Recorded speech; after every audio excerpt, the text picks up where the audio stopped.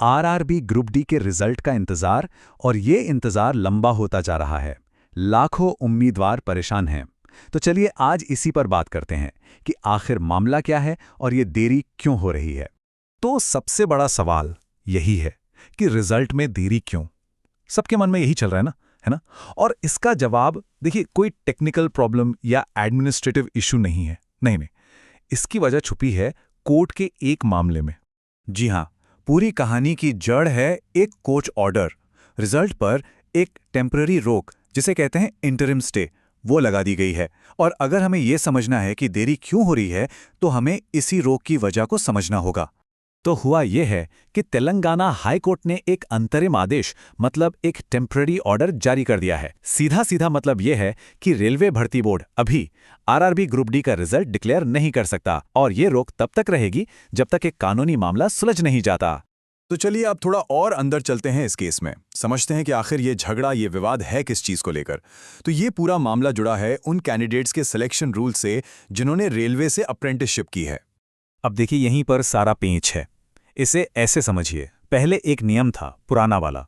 उसके हिसाब से जो CCA कैंडिडेट्स थे, मतलब कोर्स कंप्लीटेड एक्ट अप्रेंटिस, उन्हें फिजिकल टेस्ट नहीं देना पड़ता था, और थियरी और प्रैक्टिकल दोनों के नंबर बराबर बराबर गिने जाते थे। सिंपल। लेकिन 2022 में आए नए नियम, और इन नए नियमों ने प्रैक्टिकल मार्क्स को ज़्यादा इंपॉर्टेंस दे दी। बस यहीं से सारा कन्फ्यूजन और विवाद शुरू हो गया। तो जिन कैंडिडेट्स ने ये केस किया है, उनके आरोप भी काफ़ी सीरियस हैं। उनका क्या कहना है? पहली बात कि प्रैक्टिकल एग्जाम की मार्किंग में कोई ट्रांसपेरेंसी नहीं है, मतलब पारदर्शिता नहीं है। दूसरी बात कि ये जो नियम बदले गए हैं, ये अनफेयर हैं, और उनकी मांग है कि भाई पुराना वाला सिस्टम ही वापस लाओ। और तो और उन्होंने इस बात पर भी सवाल उठाया है कि क्या डायरेक्टरेट जनरल ऑफ ट्रेनिंग को ये नियम बदलने का अधिकार भी था या नहीं। तो ठीक है, ये तो हो गई प्रॉब्लम। अब सवाल ये है कि आगे क्या? अब क्या होगा? जो लाखों उम्मीदवार इंतजार कर रहे हैं, उन्हें क्या उम्मीद रखनी चाहिए? चलिए अब इस पर नजर डालते हैं कि अभी सिचुएशन क्या है और आगे क्या क्या हो सकता है। ये टाइमलाइन देखिए, इससे पूरी कहानी एकदम क्लियर हो जाएगी। नवंबर 2025 से फरवरी 2026 तक एग्जाम हुए, फिर 17 फरवरी को आंसर की आई, और 26 मार्च को कोर्ट ने रिजल्ट पर रोक लगा दी। अब सबकी नजरें टिकी हैं 15 अप्रैल पर। यही वो तारीख है जब इस केस की अगली सुनवाई होनी है। तो 15 अप्रैल को क्या होगा? देखिए, दो बातें हो सकती हैं। बेस्ट केस सिनारियो क्या है कि कोर्ट में मामला सुलझ जाए। अगर ऐसा होता है तो हम 20 से 25 अप्रैल के बीच रिजल्ट की उम्मीद कर सकते हैं। लेकिन अगर फैसला नहीं हो पाता और एक और तारीख मिल जाती है, तो फिर यह इंतजार मई तक भी खिंच सकता है। तो ठीक है, रिजल्ट जब आएगा तब आएगा, लेकिन इस इंतजार के टाइम को वेस्ट क्यों करना? चलिए अब चिंता छोड़कर अगले स्टेप पर फोकस करते हैं। और अगला स्टेप क्या है? फिजिकल एफिशिएंसी टेस्ट, यानी PET। इस खाली समय का सबसे अच्छा इस्तेमाल इसकी तैयारी में ही हो सकता है। तो PET में करना क्या क्या होगा, चलिए ये देख लेते हैं।